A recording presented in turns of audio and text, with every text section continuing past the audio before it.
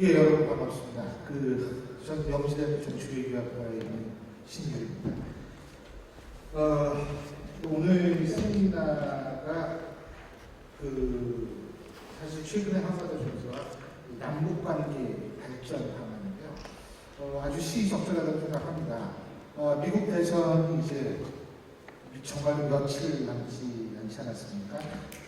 미국 대선이라는 것이 한반도 정세에 또 지대한 영향을 미칠 수밖에 없기 때문에 제가 저뿐만이 아니라 여러분 모두도 지금 한반도 정세가 어떻게 될 것인가에 대해서 상당히 관심을 가질 수밖에 없는 시기이고요. 그런 차원에서 오늘 세미나는 상당히 또 중요하고, 오늘 또 여기서 주제 발표 토론을 맡아주실 분들이 전부 아주 상당한 실력과 권위를 인정받는 분들이기 때문에 상당히 여러분의 예측에 도움이 되지 않을까 이런 생각이 듭니다. 시간 관계상 저는 말을 줄이고요. 오늘 참석하신 분들에 대해서 제가 먼저 소개를 해드리겠습니다. 먼저 여러분들 TV를 통해서 많이 보셨을 텐데 국방부 대변인 모셨고요. 김민석 중앙일보 논설위원 나와 계십니다. 첫 번째 주제가 그리고 이 경기도 대변인을 맡고 계신 김은국 박사님은 원래 이 발제문을 쓰셨는데 오늘 좀 긴급한 일 때문에 여러분도 잘 아시다시피 경기도 또 일이 많잖아요. 그러니까 그래서 오늘 여기 참석을 못해 주셔가지고 대신 한국학중앙연구원의 정원영 박사님이 참석해 주셨습니다. 예.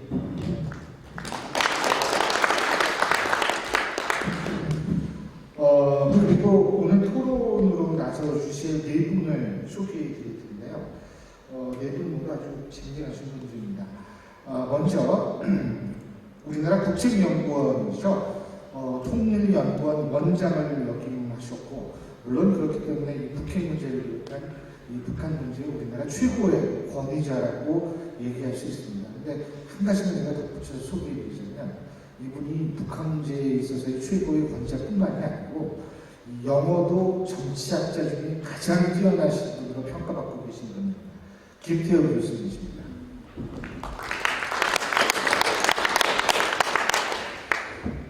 그리고 이 매스컴플렉스 여러분도 굉장히 많이 잘 아실 텐데요.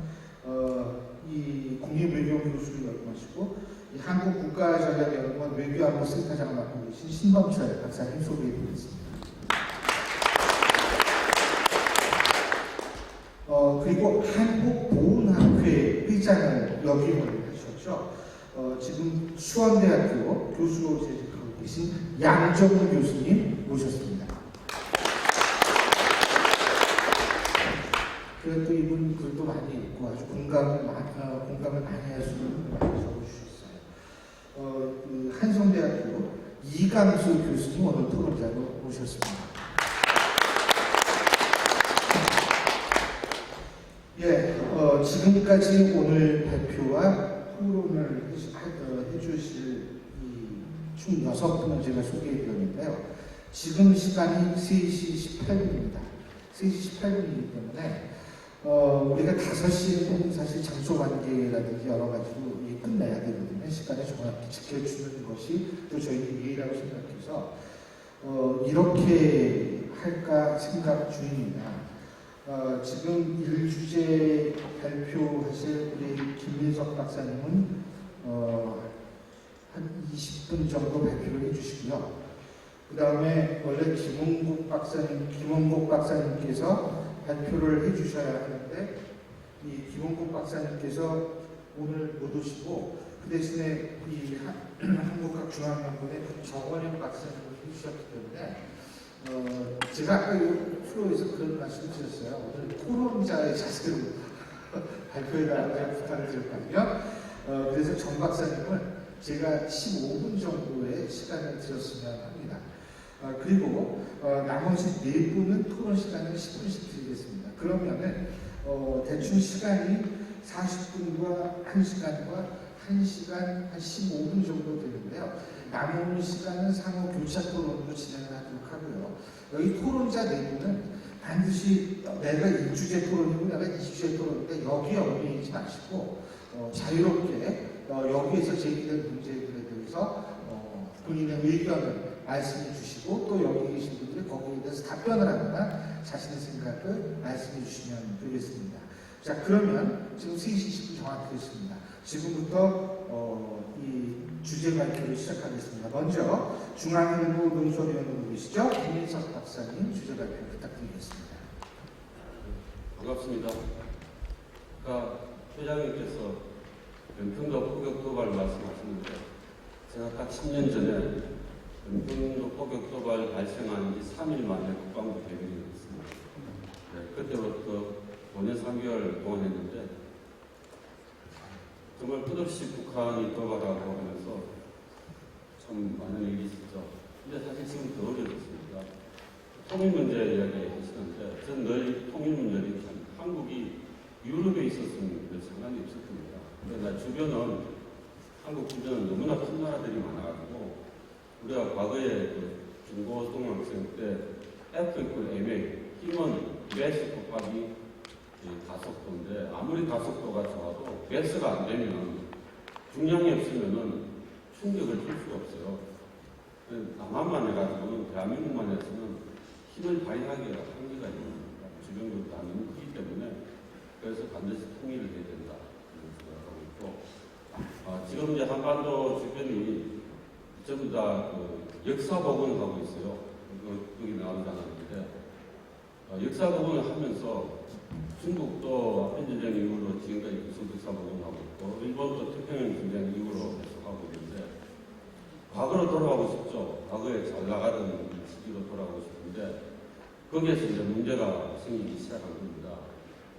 과거에 아펜전쟁 전 중국이 완전히 망한 중일전쟁 그 이후에 망한 때가 아니고 아펜전쟁 이전에 전 세계의 생산량의 절반을 차지하던 중국 그런 때를 이제 생각하고 싶은데 주변 국가 잘 살면은 괜찮죠. 그런데 좀 강압적으로 나오고 이렇게 하기 때문에 지금 여러 가지 문제가 생기고 있습니다. 그게 다 북한의 핵 때문에 또 문제이면서 그런 생각을 갖고 하시면 일단은 이 12페이지 보시면은 코로나 팬데믹 이후로 중국 문제가 더 부각이 됐습니다.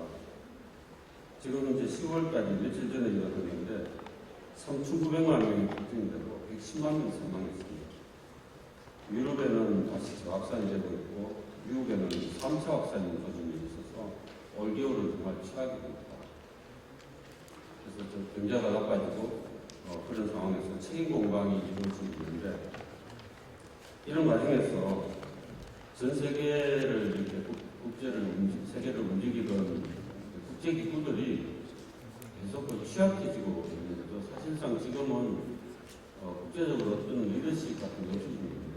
그리고 중국과 미국이 계속 갈등하고 싸우고 2차 대전으로 가면서 리더십이 사라집니다. 13페이지 가시면은 미국에 가면 생각해 보니까 대체 미국 GDP가 마이너스 11%까지 떨어진 이유가 뭔가. 그리고 21만 명이 사망했는데 21만 명이 사망했는데 6.25 전쟁 때 미군 전상자가 13만 명쯤 됩니다. 그거 한 2배 가까이 사망을 했거든요. 그럼 이게 도대체 누가 이렇게 만들었느냐 생각해 보니까 중국이 그랬다. 우한 병원에서 의사의 경고에도 불구하고 중국의 비민주적이고 그런 독재적인 그런 유연성이 떨어진 그런 체제 때문에 중국이 방치해서 전 세계로 확산됐고 차단할 수 있는 기회를 잃어버렸다는 거죠. 그래서 미국은 이제는 더 이상 중국하고 함께 살기어렵다 이렇게 판단하고 있습니다. 근데 중국이 왜 이렇게 되느냐? 시진핑 전까지만 하더라도 도방양례해서 칼은 칼집에 넣어서 끊기는 말자 이렇게 했는데 시진핑이 등극하면서 점점점 강화를 하고 있고요. 2035년에는 세계 최고 경제강국 군 현대화 달성. 2049년에는 미군과도 이겨도 전쟁에도 이길 수 있는 초인력 군대로 만들겠다.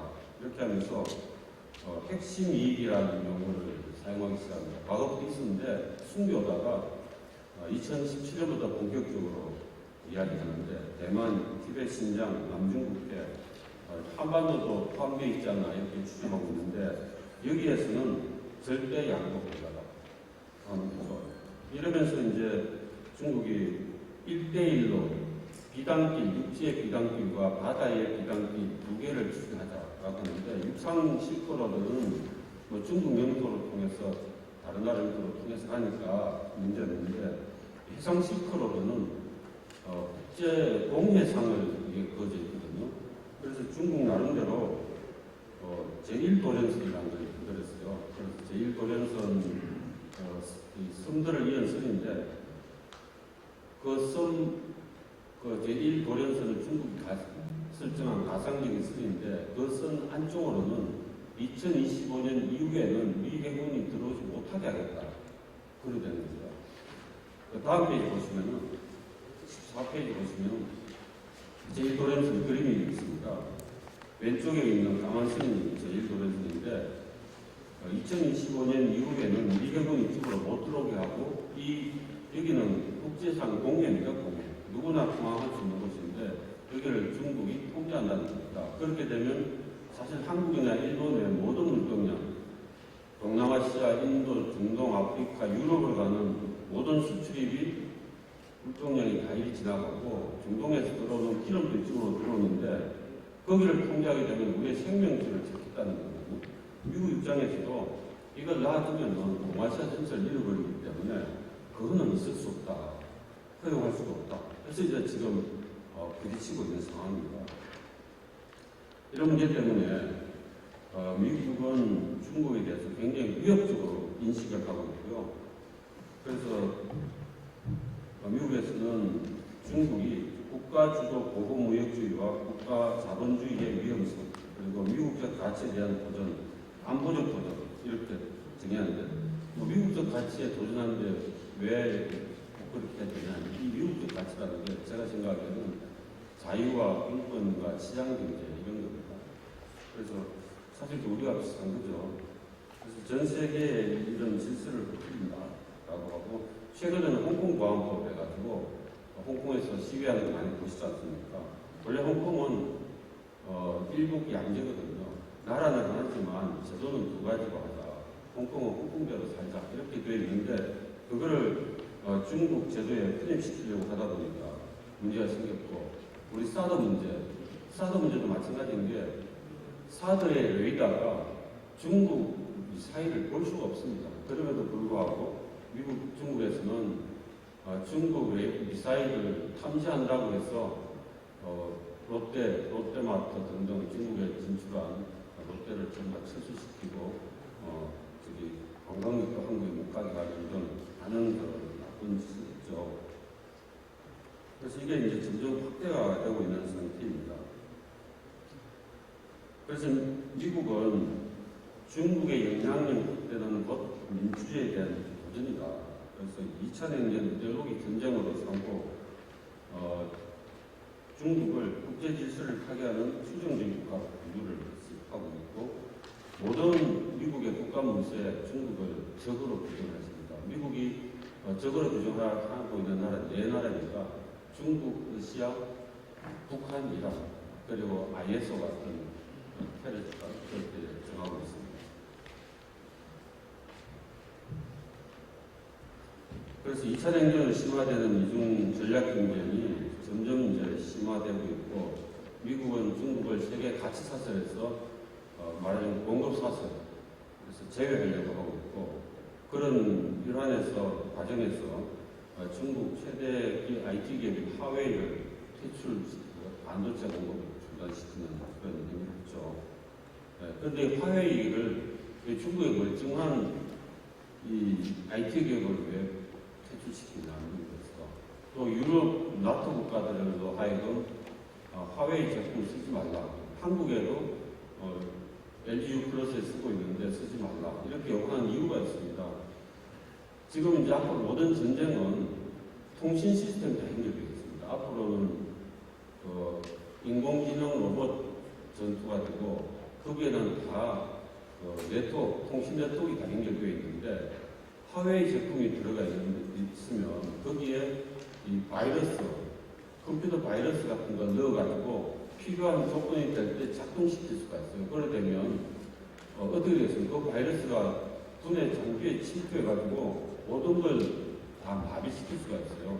그리고 필요한 정보를 빼내겠죠. 백도어를 만들어서 이거는 안보적 위협이니까 쓰지 말아달라는 거죠. 사실 그래서 우리 국방부는 쓰지 않고 있는데 일반 민간인이 쓰고 있죠.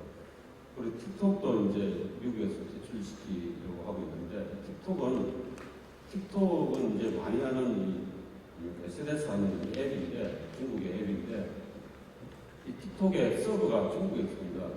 미국 국민의 수천만 명이 이걸 쓰는데 미국 국민의 사생활이 다 중국 서버에 저장이 되어 있다고 보면 됩니다. 이거는 미국에 대한 빅데이터를 확보하는 되지만 미국 국민 사생활을 위협할 수도 있습니다. 상황이 되면. 그래서 이걸 퇴출시켰다. 그리고 중국 스파이를 지금 대거 차단하고 있습니다.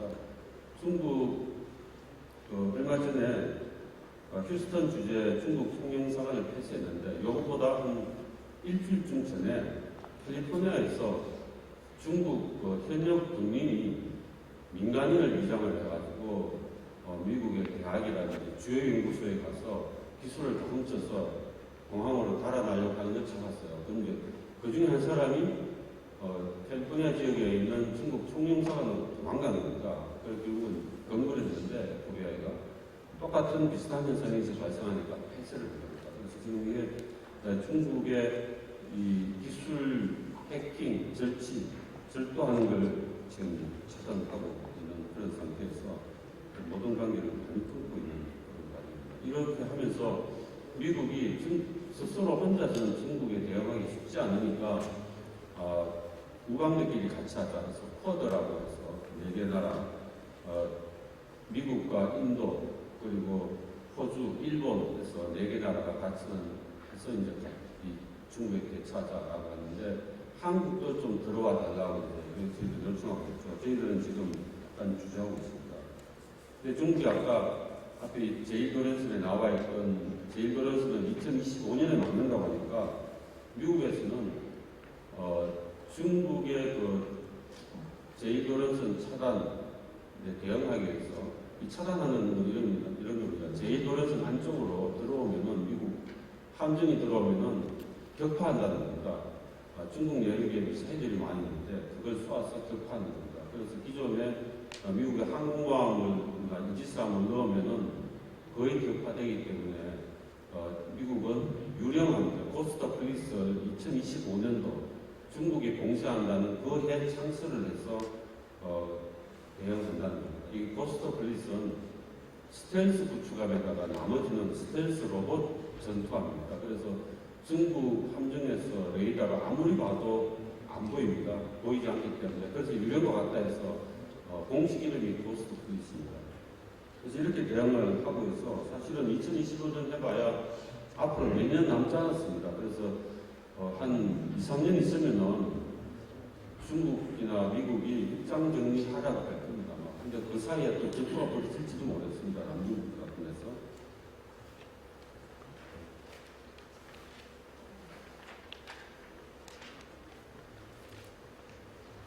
이런 과정에서 우리 한미동맹은 상당히 불안해지고 있습니다. 미국은 이 쿼드, 미국은 일본, 인도, 호주, 어떤 거 함께하는 쿼드 연대에 한국 들어오라고 하는데 우리는 참여를 유보하고 있거든요. 중국 눈치를 봐서. 그런데 계속 이제 미국과 중국이 굉장히 침략되면 우리는 어디로 가야 되겠습니까? 자유민주주의 국가들과 함께 살아야 되겠는지 아니면 공산주의 국가들하고 살아야 되겠는지 결정을 해야 되는 상황입니다. 그런데 우리 정부에서는 2020년까지 이런 상황에서 전시작전 통제권을 전환하겠다라고 이제 지금 대통령께서 속도를 상당히 내고 있고 그렇게 되면 전작권이 전환이 되면 연합사령관의 사령관은 지금은 미군이지만 한국군 대장이 사령관이 됩니다.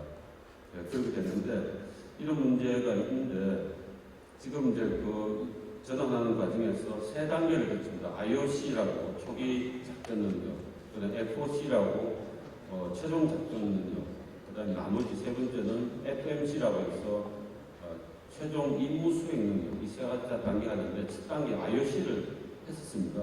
그래서 빨리 대통령께서는 FOC를 하라고 하는데 미국에서는 약간 난감하다. 왜냐하면 이 전시작전 통제권 전환하는 세 가지 조건이 있는데 그 세 가지 조건 다 이제 충족되지 못했다. 이 IOC, FOC, FMC 하는 것은 그 조건들 중에 일부다라는 게 주한미군사령관이나 미국의 입장입니다. 그래서 지금 상당히 지금 갈등입니다. 근데 문제가 있는 게 북한이 핵무기를 갖고 있기 때문에 핵무기 대응을 하는데 연합사령관은 한국뿐만 아니라 미군이 갖고 있는 온갖 무기 체계, 군사력을 동원을 해야 하거든요. 근데 그 중에서는 미국의 핵무기도 있습니다. 북한이 핵으로 공격을 하면은 미국은 한국에 해구선을 제공합니다. 해구선 플러스 여러 가지 전략 자산을 제공하도록 되어 있는데 한국군 대장이 미군의 핵무기를 요청하기도 쉽지 않을 뿐더러 미국 대통령한테 요청을 받고 해야 되는데 국방장관한테 해야 되고 그래야 되는데 그런 신뢰도 문제고 그리고 미군 전략에서 핵무기가 어디에 있고 어떻게 운영하고 있고 하는 이런 내용들은 한국군에게 알려주지 않기 때문에 상당히 어려운 상태다. 북한 핵 문제가 해결되면 아무 문제가 없습니다. 그래서 그런 차원에서 저는 사실 지금은 시기상조다 이렇게 판단이 됩니다. 그리고 이런 굉장히 위기 상황에서 계속 평화, 종전선언 이렇게 하는데 사실 평화나 종전선언은 조건이 돼야 되죠. 앞으로 전쟁이 날 가능성이 거의 없으면 안정이 되면 당연히 종전선언하고 전시작전 통제권도 가져오고 그렇게 되고 우리가 강력한 힘을 가졌을 때 평화가 유지가 되지 않겠습니까? 저기 전쟁을 일으키지 못하도록 했을 때 평화가 유지되는 것이죠.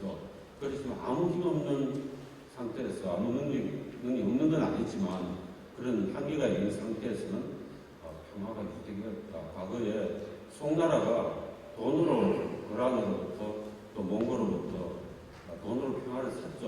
하지만 결국 송나라는 나라가 없어졌습니다. 그런 상황이기 때문에 섣부른 안보 체계 변화는 굉장히 위험스럽다 이렇게 생각하고 있고 또 트럼프 대통령이 방위비 분담금을 계속 올려가지고 달라해서 아직은 이제 문제지만 그게 문제고 빨리 끝내죠. 네.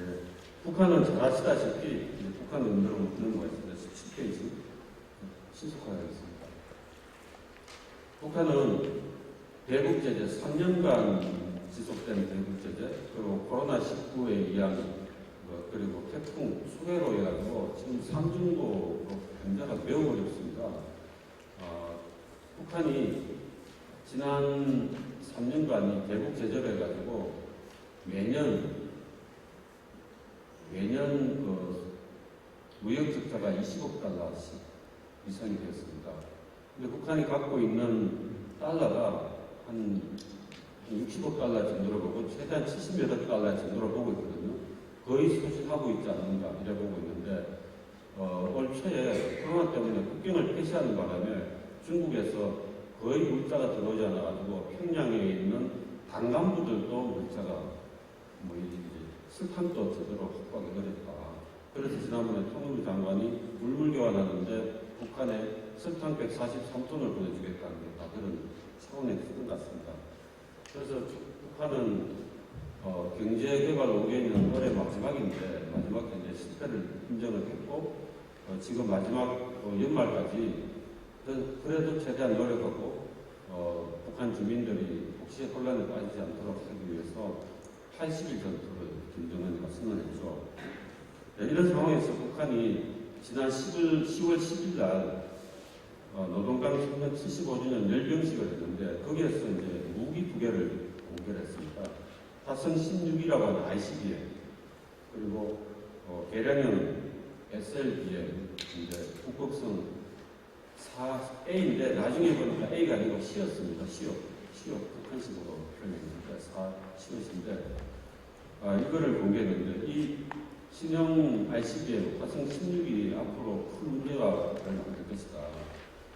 그동안 화성 15가 있었는데 이거 2017년도에 이제 발사를 했는데 트럼프 대통령이 더 이상 ICBM을 개발하지 말라고 계속 달래했거든요. 그래서 김정은가 막으려고 했는데 그러면 됐던 거죠. 화성 15도 사거리가 13,000km입니다. 이게 이제 미국 전역을 다 커가죠. 근데 이 기존에 있는 그 문제는 탄두가 300kg인데 그걸로 가지고는 핵탄두를 실어서 미국 전역에 때릴 수가 없습니다. 1톤 정도 다탄두 핵탄두를 여러 발 넣어서 미국으로 쏘려면 샌프란시스코 문턱에도 못 가서 떨어지기 때문에 그래서 북한에서는 결국은 엄청나게 더 큰 걸 만들어가지고 이 화성 16이라는 걸 만들어서 다탄두 구조로 해서 미국 전역을 때리고 뉴욕과 워싱턴을 한 번에 동시에 타격하겠다 이런 개념이어서 사실은 트럼프 대통령이 굉장히 기분 나빠서 분노를 합니다. 근데 이제 앞으로 문제는 뭐냐면 북한은 19페이지 보시면은 3단계에 걸쳐서 핵무장을 한다고 봅니다. 실제는 현재 30에서 60발 정도 CIA 추정으로 갖고 있다고 보고 있고 매년 10발씩 생산하고 있는데 이게 지금 현실이고 2단계는 뉴욕 정도 미국 동부를 충분히 타격할 수 있는 ICBM을 만들어서 증명하고 이걸 갖는 것이고 그래서 미국을 협박할 수 있고 마지막으로는 한 100발쯤 가지면은 북한이 1차적으로 핵무기를 쓰고 미국한테 두들겨 맞고 그러고도 남은 핵무기를 가지고 북한이 2차 타격을 하게 되는 그런 정도 능력을 가지면 핵무기 흡수가 안 됩니다.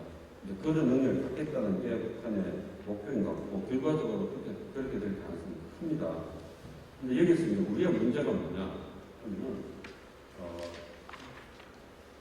쭉 넘어가서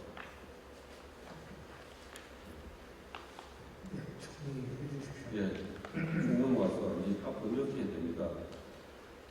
북한이 핵무기를 가지고 우리를 협박하거나 우리 대한민국 아주 먼 섬이나 이런 데 공격을 하면서 협박을 하고 다음은 서울을 공격할 수 있다. 그러면 항복해라고 하는 경우가 아주 있습니다. 근데 우리는 고민이 있어. 미국이 그러면 당연히 해구선을 가동해야 되는데 그때 화성 16을 가지고 미국이 해구선을 가동해서 한국을 놓으면 뉴욕과 워싱턴 동시에 날아다니지 말아라. 이렇게 이제 협박을 했을 때 미국의 큰 도시를 희생하고 한국을 도울 수 있을까? 이 고민인 거죠. 과거 유럽에서 비슷한 일이 생겼거든요. 근데 한국보다는 유럽이 미국 입장에서 과거에 지금도 마찬가지로 더 중요하지 않았겠습니까? 그래서 우리는 걱정인 겁니다. 이렇게 협박해서 우리는 뭘로 대응하느냐 이런 건데 사실 이거에 대해서는 굉장히 구체적으로 대비해야 됩니다. 특히 만약에 트럼프가 되면은 영변 플러스 알파 정도로 아마도 협상할 가능성이 있습니다. 그런데 바이든이 되면은 대북 제재가 더 강화될 가능성이 있고 북한과 협상이 상당히 어려울 수 있기 때문에 그러면 북한은 도발할 가능성이 있고 그때 핵무기를 가지고 협박할 수가 있는 거죠. 그랬을 때 우리가 군사적으로 잘 대비해야 되겠다. 우리가 통일하기 전에 전멸이 되면 안 되지 않습니까? 통일하기 전까지 생존하고 있어야 그 다음에 통일할 기회도 기다릴 수 있는 거죠. 그런 상황에서 북한 도발에 대비하는 방안들을 제가 6가지 좀 써봤습니다. 북한 핵무기는 핵무기로 상쇄해야 되니까 그래서 미국의 핵우산을 확실히 보장할 수 있는 미 전술핵을 갖다 놓거나 또는 한국과 같이 사용할 수 있도록 보장을 확실히 해라. 그 다음에 정말로 이것도 저것도 안 될 때는 우리가 한국이 핵무기를 신속하게 개발할 수 있는 준비 단계를 하게 좋겠다. 그리고 필요하면은 우리가 선제적으로 북한의 핵무기가 어디 있는지를 알고 있으니까 핵무기가 있어도 탄도미사일에 탄두로 붙여서 쏴야 되지 않습니까? 그리고 그 미사일은 테일이라고 하는 이동 발사대에 실어야 가능하거든요. 그러면 저희들이 그게 다 어딘지 다 압니다.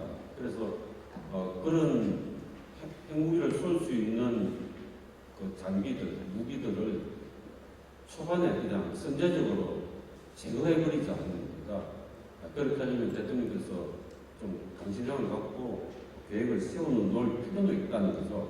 왜냐하면 우리 국민이 대한민국이 없어질 수도 있으니까 그런 차원에서 좀 강화해야 된다 하는 차원이고, 네, 나머지는 말씀을 드렸습니다. 이상 마치겠습니다. 예, 고맙습니다.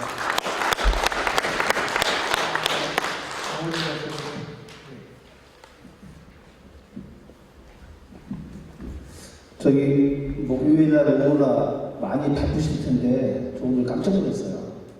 그동안 저희는 학술회의 줌으로 했거든요. 근데 오늘 오프라인상에서 이렇게 많이 오신 거 보고, 야, 바쁘실 텐데 이렇게 많이 온 거 보니까 참 대단한 조직이다 이런 생각이 듭니다. 그런데 어디 가실 데가 없어서 오셨나 보죠? 그건 아니죠.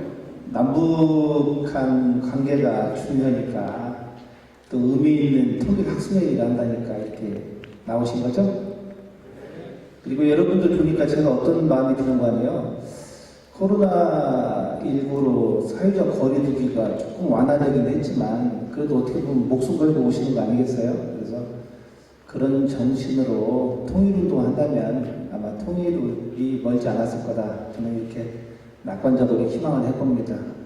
제 말이 맞죠? 예. 지금 이제 저는 한국학중앙연구원의 정원영이라고 합니다. 우리 앞서서 김일성 박사님은 이제 안보 관점 그런 입장에서 이제 한반도 상황을 말씀을 해주실 거예요.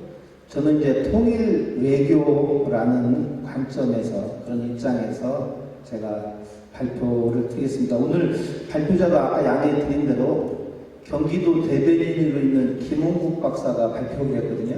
저랑은 같이 협성학회 부회장으로 이제 활동을 하고 있는데 이분이 이제 오늘 이재명 지사 모시고 급한 회의가 있는가 봐요. 그래서 못 온다고 해서 제가 대신 좀 스터디를 해왔는데 뭐 이제 제 배경은 아니기 때문에 제가 다 제 주장이라고 생각하지는 마시고요.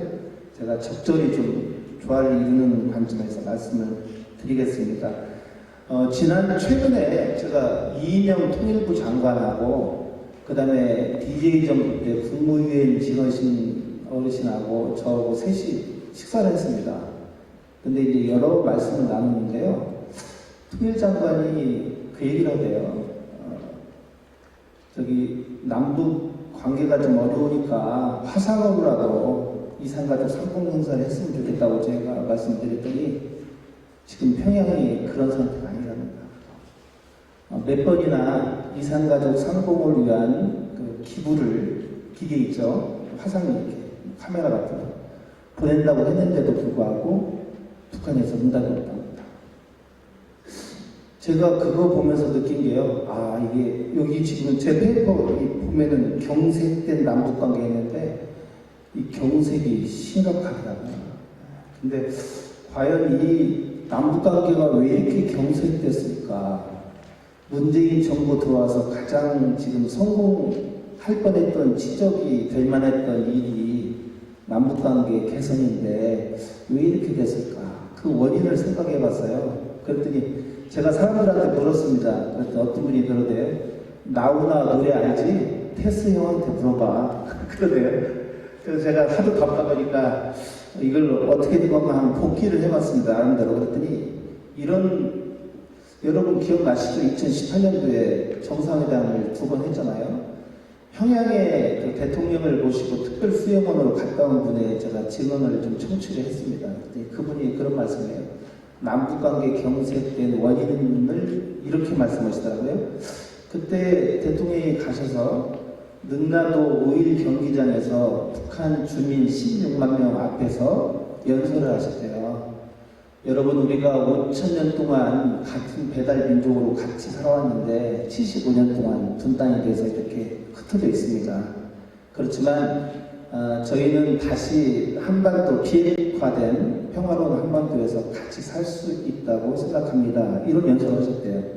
근데 북한 주민들이 가만히 듣더니 한 2, 3초 후에 갑자기 아마 김정은 위원장이 박수를 쳐서 그걸 보고 박수 쳤는지 모르겠는데 어쨌든 뜨거운 박수를 치고 그리고 평양 선언을 발표했는데 너무 중요한 내용들이 다 들어가 있었습니다. 그래서 그걸 보면서 뭔가 좀 남북 간에 획기적인 변화가 있겠구나라고 다 예상을 했거든요. 그런데도 불구하고 돌아와서 3개월이 지나도록 아무런 후속 조치가 없었습니다. 여러분 그런 얘기 있죠? 악마는 디테일이 있다고. 대통령끼리 정상끼리는 잘 얘기가 됐는데 밑에 있는 관료들이 안 움직여주는 것 같아요. 그리고 그 이후에도 또 조치가 있겠지 하고 저도 두고 봤거든요. 그때 여러분 기억나시죠? 김정은 위원장이 이런 얘기했죠. 민족끼리 해보자. 우선 개성공단과 금강산 관광을 먼저 추진해보자. 여러분 기억나시죠? 근데 우리가 어떻게 했나요? 한미 워킹 그룹에다 물어봤어요. 그랬더니 어떤 답이 나왔어요? 하지 말라는 겁니다. 그래서 아쉽게도 1년 이상의 시간을 그냥 허비했어요. 그래서 아마 김정은 위원장이 제 생각에는 화가 많이 났던 것 같아요. 그래서 최근에는 남북 연락사무소를 폭파시키고 또 이제 공교롭게도 또 이번에 해수부 공무원 한 분이 또 가서 그렇게 또 좋지 않은 일을 당하셔서 돌아가셨는데 이런 게 어떻게 보면은 남북한 간의 그런 예민한 관계를 잘 풀어나가는 지혜가 없었기 때문에 경색 국면으로 간 거 아닌가. 저는 그렇게 분석합니다. 그래서 이런 경색 국면을 조금 타파하기 위해서 무슨 좋은 방법이 없을까 제가 나름대로 좀 고민을 해봤는데요. 우리 김은국 대변인도 그런 고민을 좀 한 것 같아요. 그래서 이제 제가 남북 관계를 김은국 대변인은 이제 그동안은 이제 저희가 국제정치 이론에 보면은 현실주의가 있고 이상주의가 있거든요. 그래서 현실주의는 힘의 원리로 국제정치가 돌아간다는 주의고요. 그 다음에 이제 이상주의는 국제협력이 중요하다. 그런 협력 가운데서 국제정치가 돌아간다는 입장인데 이게 이제 신현실주의, 신자유주의 또 이렇게 연결이 되고 그 다음에 이제 구성주의라는 방식도 나오는데요. 어떻게 보면 구성주의가 조금 더 변화에 대응할 수 있는 그런 방식 같아요. 그래서 우리 김은국 대변인은 이렇게 얘기를 하네요. 실질적인 남북 관계의 개선을 위한 해법을 모색하는 데 있어서 구성주의 시각에서 좀 바라보고 싶다. 한편으로 보면 북한은 위협의 대상이지만 또 한편으로 보면은 북한은 협력의 대상이다. 이런 관점에서 해법을 제시하고 있습니다. 저랑 같이 그 해법을 한번 살펴보겠습니다. 쭉 넘어가세요. 3장에 보면 역대 정부의 남북관계 대북 정책이 이게 나오는데요. 제가 지난 2년 동안 여러분 작년이 3.1운동 100주년이신 거 알죠? 제가 3.1운동 100주년 대통령 직속 3.1운동 100주년 위원회에 파견돼서 3.1운동과 임시정부에 관련돼서 연구위원으로 참여를 제가 2년 동안 했습니다. 그래서 거기서 제가 연구를 하면서 내린 결론인데 여기 지금 이승만 정부부터 시작해서 문재인 정부까지 쭉 얘기를 하는데 저는 그 1945년 8월 달에 강복이 되는데 여기 3.1운동위원회에 파견 나와서 연구를 해보니까 대한민국에는 진정한 광복이 없었더라고요. 진정한 해방도 없었고 그게 무슨 말씀이냐면요. 독립운동가들이 생각했던 광복은요. 평화롭게 하나된 나라가 되는 게 광복이었고요. 그런 상태에서 번영하는 나라가 되는 게 그분이 생각했던 독립운동가들이 생각했던 광복이었습니다. 그래서 엄밀한 의미로 보면은 1945년도에 우리가 아시는 것처럼 미국의 대령 맹명이 5분 안에 결정했다는 설도 있는데 내셔널 지오그래피 그 지도 보고 38도선을 이렇게 그었다는 거 아니에요? 그래서 소련이 또 그 내용을 수용을 했고 그래서 이승만 정권이 또 들어서고 북한에도 김일성 정권이 들어서면서 진정한 광복보다는 분단 체제에서 서로만의 자기만의 정부를 조직해서 이 상태를 유지하는 그런 외교 정책을 썼던 것 같아요. 그래서 제가 좀 안타깝게 생각되는 것은 이 분단 상황이 제가 어떤 정부 이제 여기 보면은 쭉 박정희 정권, 뭐 전두환 정권까지 쭉 훑어보니까요. 이 사람들도 그랬고 북한 정권도 그랬고 서로를 그 악마화하고 저는 어렸을 때 교과서에서 북한은 머리에 뿔 달리는 줄 알았어요. 북한 사람들은 괴뢰 정권이라고 하잖아요. 또 북한에서는 우리를 미제의 앞잡이라고 합니다. 그래서 서로 악마화하면서 서로를 미워하고 서로를 죽이려고 들고 그리고 핵무기도 개발하잖아요. 그래서 그런 상황이 되면서 제가 볼 때는 북한 정권도 남한을 악마화하면서 자기 정권과 체제를 유지하고 또 남한 정권도 북풍 얘기하면서 가끔씩 북한을 악마화하면서 공격하고 비판하면서 또 체제를 유지하고 그걸 저기 서울대 명예교수 지낸 한한상 교수님은 적대적 공생관계 이렇게 말씀하시던데 적대적 공생관계로 쭉 김영삼 정권까지 쭉 내려온 것 같아요. 그래서 김영삼 정부에 와서는 물론 뭐 이인모라고 그런 이인모라고 종북 기자로 빨아 내려왔던 정치 어떻게 전향하지 않은 정치범이죠. 그분을 북한에 북송을 하고 뭐 그러긴 했지만 어쨌든 본격적으로 햇볕 정책이라는 그런 타이틀을 가지고 대북 유화 정책을 썼던 것은 DJ 때부터라는 생각을 제가 가졌고요. 그리고 노무현 정부에서 계승해서 잘 할 줄 알았더니 또 아시는 것처럼 정권이 바뀌면서 또 10년 동안 남북 관계는 또 경색. 그 다음에 다시 문재인 정부로 넘어와서 지금 이제 저희가 뭔가를 해보려고 하고 있습니다. 그런데 여러분 아다시피 지금도 전문가들이 표현할 때는 경색이라는 표현을 씁니다. 그래서 지금 상당히 어려운데요. 이런 문제를 어떻게 좀 타결할 수 있을까? 그래서 제가 여기 발표자가 4장에서는 육자회담과 일관들의 관계망 속의 남북 관계를 얘기하고 있습니다. 그런데 이제 지금 그 육자회담을 통해서 저희가 평화를 그동안 유지를 해왔는데요. 육자회담이 지금은 없어졌어요. 이전부 들어와서 특히 트럼프가 정권을 잡으면서 남북한 간의 다자 협상이 아니고 1대1 협상을 선호하는 경향 때문에 그런지 몰라도 지금은 상당히 1대1로 그동안 해왔던 거 잘 아시죠?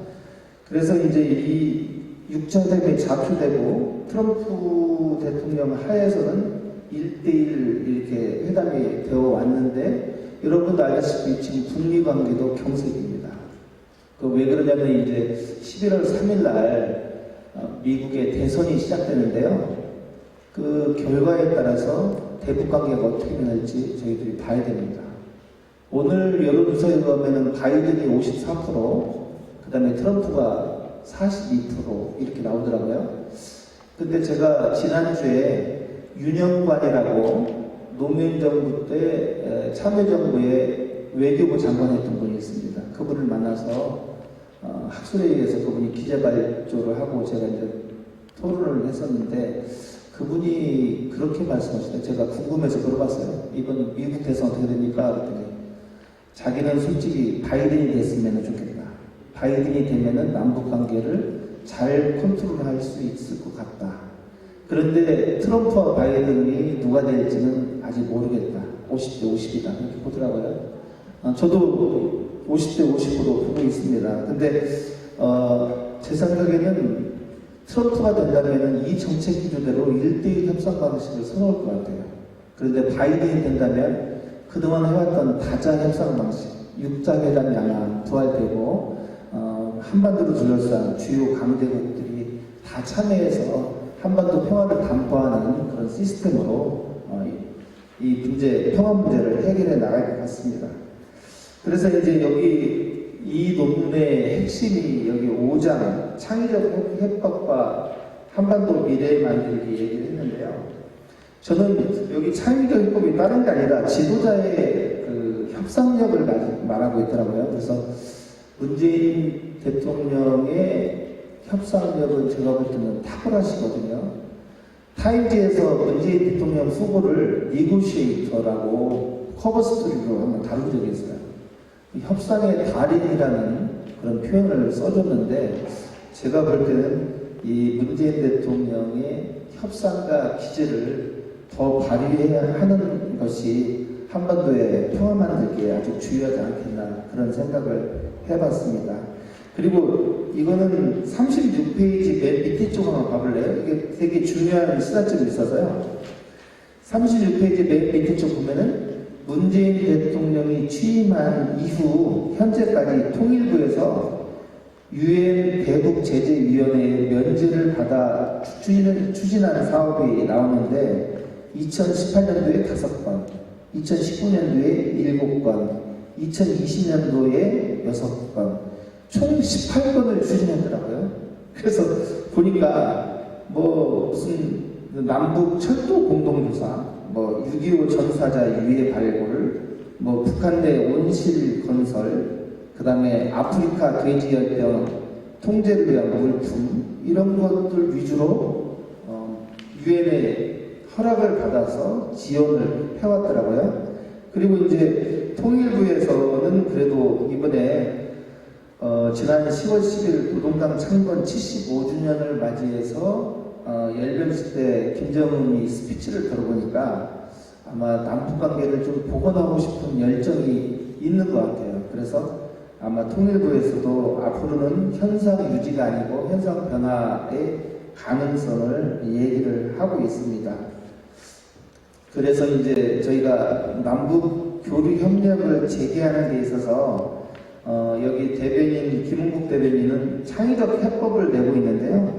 뭐 다른 건 아니고 여러 남북 협력 분야에 발굴을 좀 해서 민간 교류도 좀 늘리고 지자체 교류도 늘리고 정부 교류도 늘리자 이런 얘기입니다. 예, 그래서 북한을 포함한 육자회담 국가들한테도 그분들을 독일이 그 주요 강대국으로 설득한 것처럼 좋은 논리를 가지고 계속 설득하고 협상에 끌어내서 한반도 평화를 담보하자 이게 이제 그분들의 주장인 것 같습니다. 그리고 이제 마지막에 이제 해법을 모색하는데요. 여러 가지 발전 방안을 얘기했습니다. 근데 경기도 대변인이라 그런지 몰라도 초점이 경기도에 맞춰 있어요. 그래서 이재명 지사가 통일 한국에 대한 경기도의 역할에 있어서 큰 역할을 하려고 정치의 의지가 아주 강한 사람입니다. 그래서 이재명 지사가 나름의 자기가 생각하는 통일 방안들을 많이 내고 있어요. 그래서 제가 그걸 높이 사는 이유는 경기도가 여러분 알다시피 강원도도 마찬가지지만 최전방이잖아요. 어떻게 보면 평화를 지키는 전방이라는 인식에서 평화를 만드는 접경 지역, 경기도라는 그런 인식의 전환이 좀 있었던 것 같습니다. 그래서 이제 여기는 여러 가지 그 경기도에서 제안을 하고 있는데 제가 보니까 개성관광도 다시 좀 실현을 하자. 그 다음에 양류장 사업이 있거든요. 거기도 먹고 사는 문제가 중요하니까 그래서 그런 사업도 하자. 이제 정리하겠습니다. 그리고 이제 농촌개발 시범 사업도 좀 추진을 하자. 그리고 한강 하구 남북 수역 공동 수역의 평화적 활용도 하자.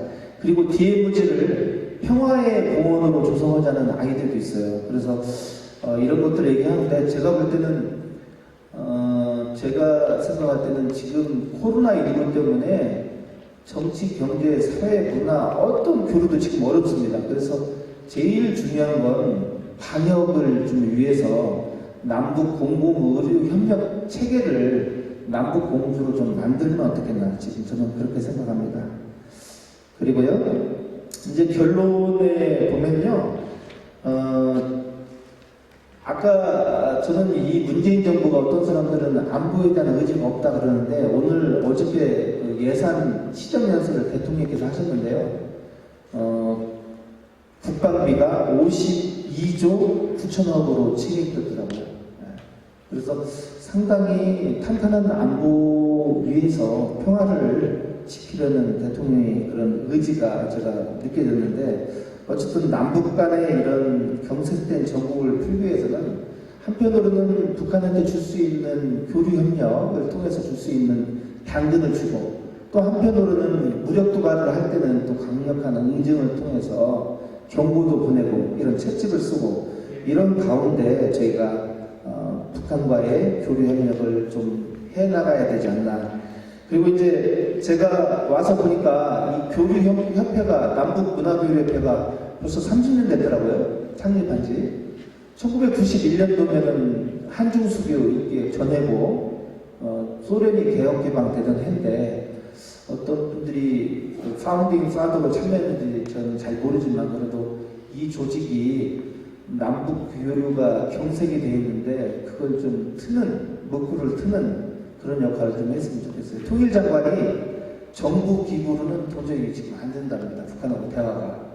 그래서 민간 채널을 통해서라도 무조건 남북 교류가 일어난다면, 그게 물꼬가 트이면은 남북 교류가 점점 커지면서 한반도 평화에 큰 기여를 할 수 있을 거라는 얘기를 했는데요. 저는 우리 남북문화교류협회가 역사와 전통이 있고, 또 우리 김구혜 이사장 같은 문화인이 계시니까 좀 좋은 역할을, 선봉의 역할을 좀 해주길 기대합니다. 경청해 주셔서 고맙습니다. 시간이 너무 오버하게 빨리빨리 좀 진행하겠습니다. 김태우 교수님, 토론해 주시죠. 네, 반갑습니다. 저는 김민석 박사님 발표에 대한 코멘트를 좀 하려고 하고요. 방대할 게 없습니다. 사실은 이렇게 좀 미처 못하신 말씀, 이런 것들 좀 보충하는 의미에서 말씀드리려고 하고요. 그 전에 방금 발표하신 정 박사님, 정 교수님한테 질문을 먼저 하나 좀 드리려고 합니다. 네. 지난 10월 23일 시진핑 중국 주석이 항미 원조 70주년, 그러니까 6.25 전쟁 참전 70주년 기념 행사를 하면서 다시 한번 항미 원조를 강조를 했는데요. 저는 중국이나 북한이 자기 나라들 책에서 6.25 역사를 왜곡하고 왜곡된 역사를 가르치고 하는 건 할 수 있다고 봅니다. 자기 나라 주권 문제입니다. 그런데 왜곡된 역사를 다른 나라에 강요하는 것은 굉장히 심각한 문제거든요. 지금 항미 원조를 얘기하면서 중국은 미군을 침략군으로 묘사를 하고요. 그 침략군에 맞서서 정의로운 전쟁을 했다. 이게 이제 중국의 역사책에 쓰여 있는 6.25 전쟁사인데, 사실 그렇게 하면 안 되지 않습니까? 중국 안에서는 그렇게 해도 그거를 다른 나라에 강요해서는 안 되는데,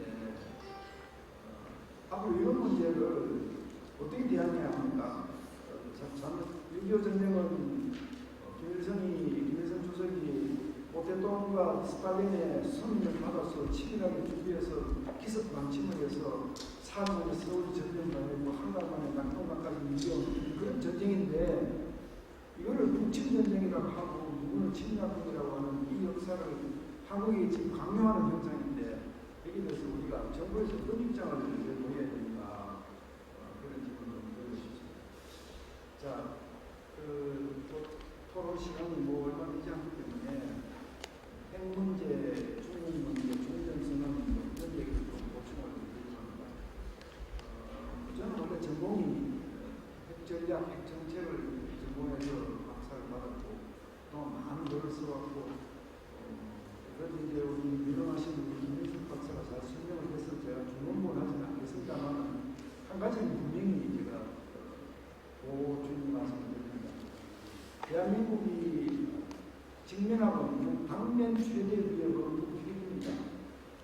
그리고 앞으로 우리의 후세들이 직면할 최대 위협은 중국입니다. 이 당면 위협과 미래 위협을 적절하게 대처하면서 북한과 화해 협력을 해야 하고, 남북 관계 정책도 도모해야 하고, 모든 일은 그 안보 위협에 대처하면서 병행돼야 하는 것입니다. 사실 남북한이 교류협력을 하고 사이좋게 지내는 것은 누구나 다 바라는 문제이지만, 한국 사회에서는 안보를 튼튼히 하자라고 얘기하면 남북관계를 경직시키자라고 얘기하는 사람으로 매도하는 이런 경향이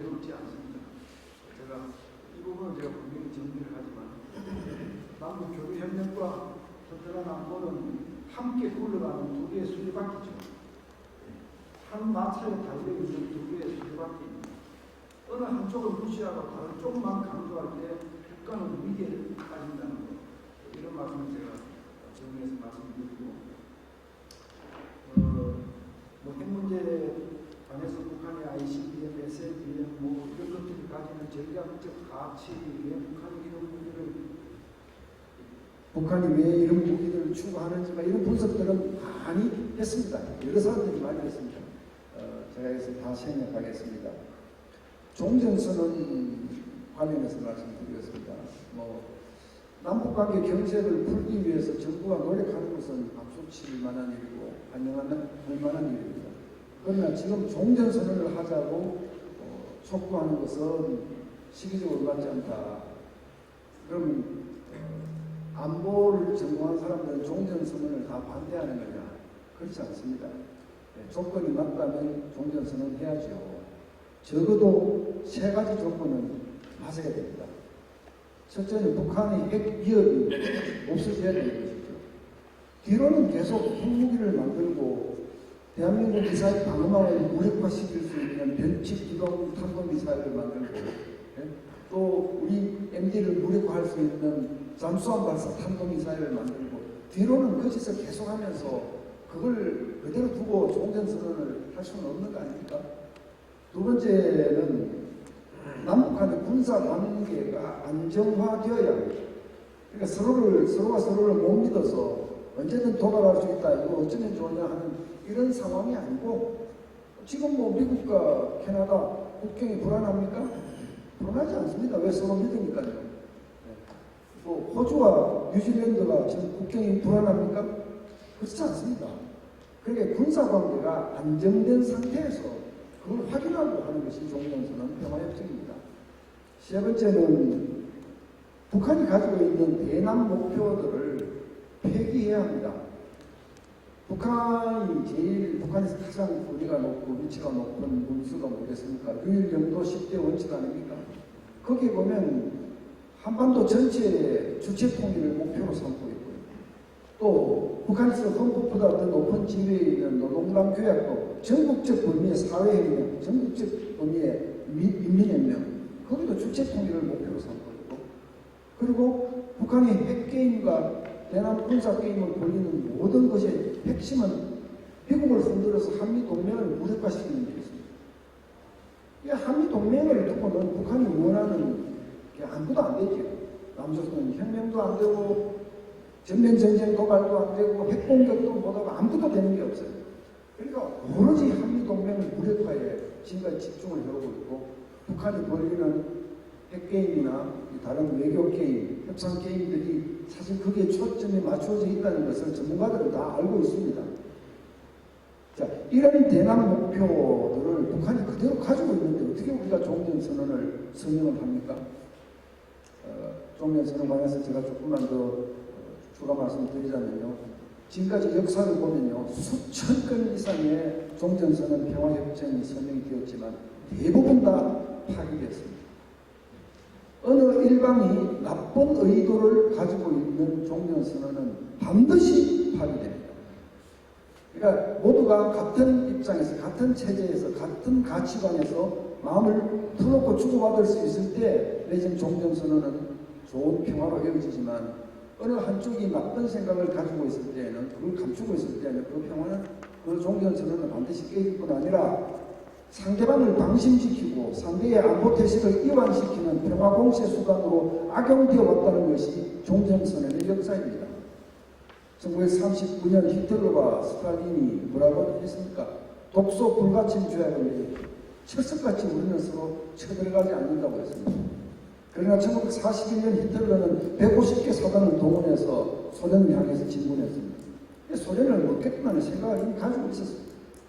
일소 불가침조약, 일소 중립화조약, 일본과 소련은 서로 전쟁하지 않는다.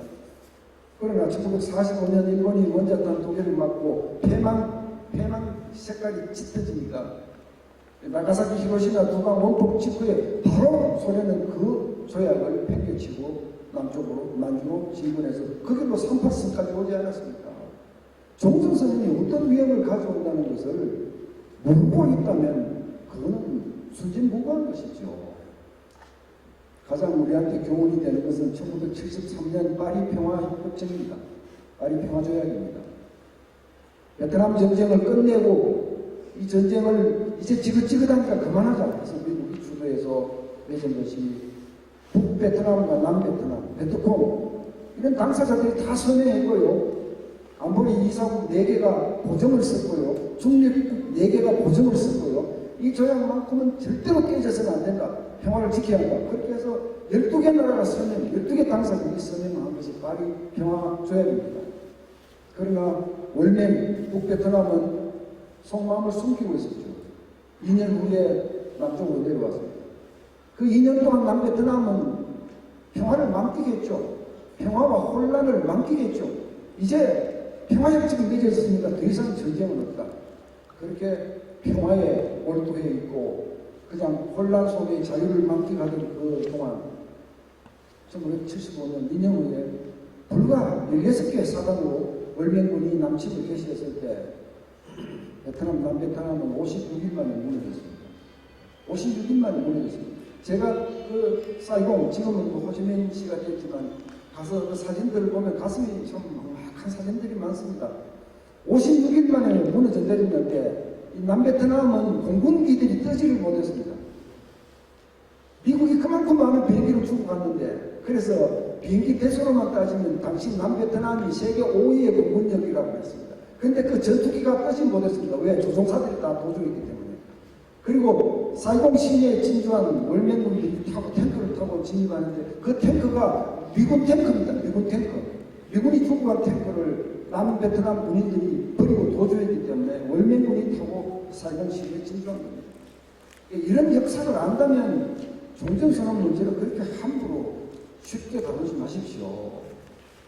그보다는 지금 우리 전 박사님이 얘기하신 남북 간 경식 분명을 푸는데 더 노력하시고 남북 관계가 서로 믿을 수 있는 관계가 되도록 노력하시고 그렇게 하면서 동시에 안보는 안보대로 같이 병행시키시고 안보를 내팽개친 상태에서 북한하고 관계 개선만 하겠다 그러면 그건 얘기가 안 되는 겁니다.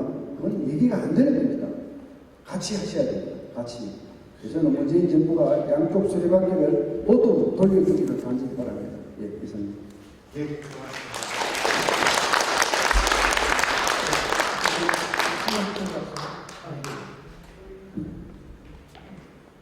먼저 이 좋은 자리에 불러주신 남북문화교류협회 회장님과 임원님께 감사드립니다. 작년에도 여기 와서 토론을 했었던 기억인데 시간이 참 빨리 지나는 것 같아요. 그리고 별로 변한 게 없어서 좀 아쉬움이 큽니다. 최근 한반도 정세, 사실은 작년에 제가 이야기했던 것과 큰 틀에서는 변하지 않고 있는 것 같아요. 한반도 정세를 보려면 먼저 늘 분석하는 제 틀이 있는데 미중 관계를 봐야 된다. 그 다음에 한미 관계와 북미 관계를 별도로 보고 마지막에 남북 관계를 보자. 결국 상호작용을 통해서 영향을 미쳐왔기 때문에 그런 순서로 볼 경우에 큰 그림을 제대로 볼 수 있는 장점이 있다고 생각합니다. 마찬가지 관점에서 최근에 변화된 내용과 덧붙여서 설명을 드리도록 하겠습니다. 미중관계는 뭐 전략 경쟁 관계죠. 사실 작년보다도 금년 들어서 더더욱 미중관계가 악화되고 있는 건데 근본적으로는 시진핑 주석 들어서 추진하고 있는 중국몽과 1대1로가 원인이라고 생각해요. 그 이전 후진타오 시절까지만 해도 중국은 결국 중국이 개혁개방을 택하면서 미국이 만들어 놓은 자유주의적 세계 질서의 일원이 될 수 있다고 이야기를 했지만 시진핑 주석 들어서서 중국몽을 이야기하고 1대1로 이야기하는 것은 미국의 질서대로 들어가는 것이 아니라 중국의 영역을 만들겠다는 거예요.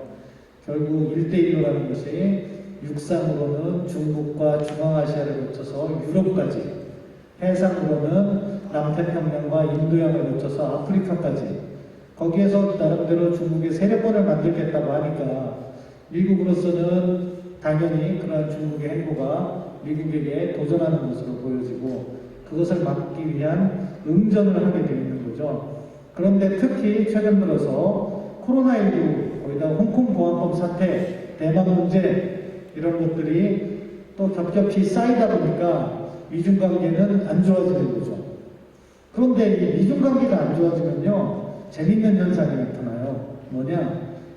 한반도의 가치가 상승하게 됩니다. 비단 한국뿐만 아니라 북한의 가치도 상승을 하게 돼요. 그거를 김정은은 잘 활용하고 있죠. 최근 들어서 북중 관계는 그 어느 때보다 좋습니다. 왜? 결국 북한이 미국 쪽으로 가면 안 되기 때문에 시진핑 주석은 김정은을 잡으려 하고 있고, 그러한 중국의 입장을 잘 활용하면서 북한도 혈맹 차원의 복원을 해놓는데 성공을 한 거예요. 돌이켜보면 김정은이 집권을 2011년 12월 17일 날 김정일이 사망한 다음에 하게 된 건데, 그때로부터 2018년 남북정상회담이 발표되기 전까지는 시진핑을 한 번도 못 만났어요. 그 배경에는 우리 정부의 노력도 있었지만 결국 북한의 연이은 도발에 대해서 중국도 지금은 북한의 손을 잡을 때가 아니라는 판단을 한 거죠. 하지만 미중 관계가 악화되는 상황에서 대화가 재개되니까 북한이 미국 편으로 가서는 안 된다는 위기의식으로 북한에게 손을 내밀게 된 겁니다. 그거를 김정은이 잘 이용하면서 남북정상회담하고 미북정상회담을 하는 사이에, 그 사이사이마다 뭐를 했어요? 북중정상회담을 하면서 2018년 6월에 3차 북중정상회담에서는요, 양국 간 전통적 우호 협력 관계를 발전시켜 나가자. 이렇게 이 말만 보면 상당히 국가 간에 당연히 그럴 수 있는 거 아니냐 이야기할 수 있는데요. 북중 간에 동맹이 줘야 이름이 상호원적인 우호 협력 줘야 돼요. 그건 뭐냐? 북중 동맹이 사실상 회복됐다. 그래서 우리 정부, 문재인 정부가 남북 관계 개선을 위해서 시도 자체는 저는 바람직했다고 보지만, 그 시도를 함에 있어서 중국 문제라든가 미국 문제를 약간 소홀히 했어요. 그러다 보니까 결과적으로 오늘이 29일인가요? 2020년 10월 29일 현재에서는 남북관계는 원점으로 돌아가고 북중관계만 좋아진 그런 아쉬움이 있다, 그렇게 평가를 합니다. 북미관계는 지금 미국 대선에 따라서 좌우될 것 같아요. 사실은 한때는 좋았다가 작년 2월 하노이 이후에는 관계가 다시 원점으로 되돌아간 거죠. 트럼프 대통령은 이렇게 얘기해요. 항상 상담는 거예요. 나는 김정은 위원장과 관계가 좋다. 두 번째, 그래서 북한이 도발을 하지 않는다. 세 번째, 그렇지만 나는 비핵화하겠다. 이 세 가지 주제를 늘 입에 달고 사는데, 바이든과 같은 경우에는 이런 접근을 싫어해요. 김정은을 신뢰할 수 있는 것으로 보지 않고 약간 불신의 대상으로 보고, 그렇기 때문에 바이든이 대통령이 되면 정상회담으로 바로 가지 않겠다. 실무회담에서 어느 정도 비핵화에 진전이 있어야지 정상회담을 하겠다.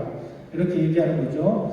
그래서 트럼프의 탑다운 방식과 바이든의 바텀업 방식, 밑에서 위로 올라오는 방식, 두 개의 아주 큰 차이점이 지금 미국 대선에서 나타나고 있는 거예요. 당연히 김정은은 트럼프를 좋아해요.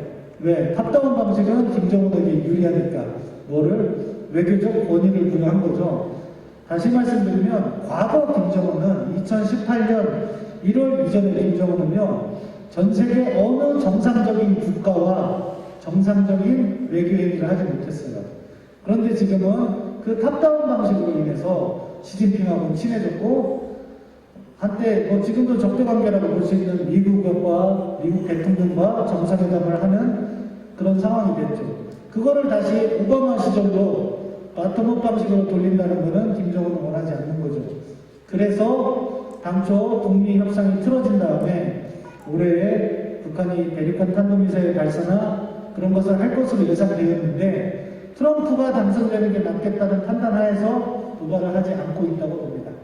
마찬가지로 우리 문재인 정부도 기왕이면 탑다운 방식을 선호한 것 같아요. 공식적으로 동맹국의 대선이기 때문에 누가 좋다고 이야기를 하지 않고 있지만, 그런데 반대로 지금 바이든이 들어선다면 사실은 이런 북한과 한국 정부의 접근이 새로운 세법을 맞을 수밖에 없는 상황이고, 또 시간적인 문제도 내년 1월에 취임하게 되면 몇 달은 정부를 구성해요. 청문회를 하게 돼 있어요. 그 다음에 실무 접촉을 하다 보면 내년은 그냥 지나갈 수 있고 내후년에는 결국 또 3월에 한국의 대선이 있기 때문에 문재인 정부로서는 동맹정책 일반과 관련해서는 바이든이 더 우호적일 수 있는데 북한 문제와 관련해서는 차라리 트럼프 행정부가 더 낫다는 인식을 하고 있는 것 같아요. 그게 지금 북미관계의 현실인 것 같습니다. 한미동맹은 사실은 여러 가지 이슈가 있어요. 북핵 문제 이슈와 관련해서는 제가 방금 전에 설명을 드렸고 그 과정에서 지금 한국 정부, 문재인 정부와 트럼프 정부 사이에는 제재를 놓고 약간의 이견이 있고 우리 김태우 원장님께서 말씀하신 종전선언을 둘러싸고 약간 이견이 있어요. 저는 뭐 종전선언 정부의 입장도 이해는 되는데 다만 정부가 말을 바꿀 때는 국민에게 설명을 해야 된다고 생각해요. 뭐냐, 2018년 유엔 총회 연설에서 문재인 대통령은 북한 핵 문제가 진전이 되는 과정에서 종전선언을 논의할 수 있다 이런 취지로 얘기를 했어요. 그런데 이번 유엔 선언에서는요, 유엔 연설에서는 북한 비핵화를 앞에 전제 조건으로 붙이지 않았어요. 처음부터 일관되게 그렇게 얘기했으면 저는 평가를 하려고 해요. 그런데 정부가 자기의 입장을 바꾸면요, 그에 따른 설명을 해야 되는데 그렇지 못하고 있어서 아쉽습니다.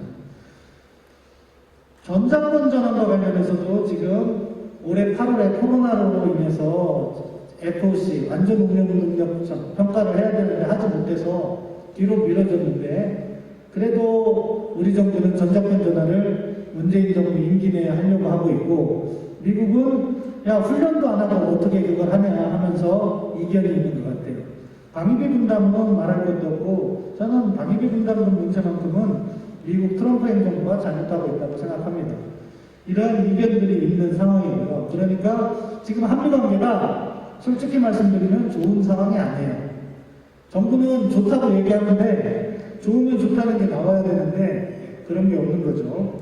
자, 마지막으로 남북관계는 오늘 아침에 북한에서 조선중앙통신에서 지지난주인가요? 서훈 우리 안보실장이 미국 다녀온 거를 크게 비난했어요. 그래서 뭐 삽살개라고 표현을 하더라고요. 미국말만 들으면. 북한이 다시 또 예전의 워딩을 사용하고 있는 걸 보니까 남북관계가 원점으로 돌아간 것 같아요. 근데 이 남북관계는요, 우리 정원영 박사님께서는 긍정적인 측면에서 이야기를 해주셨지만 우리가 잘못해서 남북관계가 나쁜 거 아니에요. 사실은. 북한이 안 하려고 하죠. 왜? 자기들의 열등한 체제 때문에 남북대화를 하면 할수록 김정은 위험해져.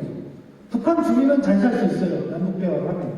근데 김정은은 주민들이 변하면 자기의 체제가 불안정하기 때문에 우리 정부가 아무리 좋은 카드를 제시한다고 해도요. 우리 대한민국이 기대하는 수준의 남북대화를 북한이 할 수가 없어요. 북한은 정리하겠습니다. 통제된 협력을 하려고 하는 거고 그 과정에서 한국에게 무엇을 요구하고 있냐? 핵보유를 인정하라고 요구하고 있는 거예요. 7월 10일 날 김여정이 한 이야기를 마지막으로 말씀드리면서 정리하겠습니다. 대미담화를 했는데요, 김여정이. 그 내용 중에 이 대목이 있는데 전 그게 핵심이라고 해요. 미국에 대해서 뭐라고 얘기했냐? 우리의 핵을 없애려 들 것이 아니라 우리의 핵이 미국에 위협이 되지 않도록 하라고 했어요.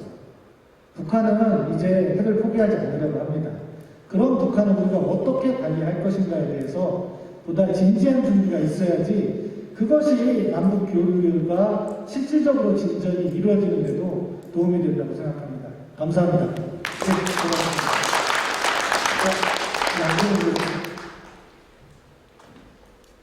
네, 양재 이쪽에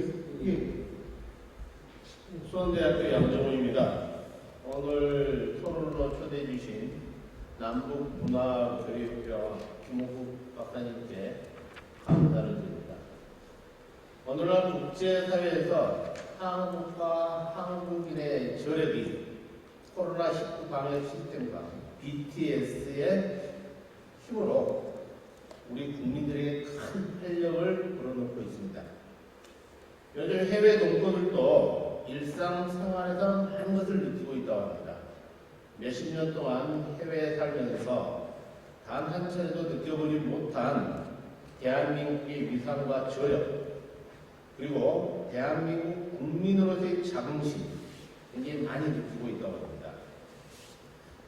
얼마 전 BTS가 벤플리트상 수상의 소감 내용이 한국과 미국의 우위를 다지고 전쟁에 희생된 사람들을 기억해야 한다는 이 한마디가 어떻게 보면 우리 한국 젊은이들의 역사 인식과 나라사랑, 애국심이 우리 기성세대들이 생각하는 것보다 월등히 저는 높다고 평가를 하고 싶습니다. 다시 말해 선배들이 물려주신 오늘날의 대한민국은 후배들이 잘 이끌어가고 있다는 환경을 이렇게 알리는 게 아니냐, 저는 이렇게 해석을 하고 싶습니다. 그런데 BTS 발언을 가지고 중국 언론에서는 대대적으로 작심하듯 비판을 내놓았습니다. 그리고 한국에 미국에 줄을 설 것이냐 중국에 줄을 설 것이냐 선택의 강요도 하죠. 요즘 중국의 행위가 굉장히 도를 넘을 정도로 불쾌한 언행을 내뱉고 있습니다. 한국을 소국이라고 대대적으로 아주 공식 석상에다 말한가 하면은 또 너희 나라는 우리나라가 원하는 대로 따라가야 된다. 또는 조금 방금 신 박사님 말씀하시는 중국몽이라든지 사스 신카라든지 이 모든 게 중화 그들 중심으로 가야 된다. 참 입에 담기가 어려울 참 그렇습니다. 얼마 전 중국에서는 10월 25일 한국 전쟁 참전 기념일 행사를 대대적으로 하는 그 과정에서 BTS가 미국을 향해 우호적인 뜻을 내비쳤다고 내뱉는 중국 언론과 중국인들의 몰지각한 행위들, 언행들, 한국의 국민들에게는 많은 불쾌감을 주었습니다. 우리가 역사를 돌이켜보면 중국과 일본은 지역 패권을 추구하지 않은 적이 없다는 것을 다시 한번 우리가 인식하고 해야 된다는 것이죠.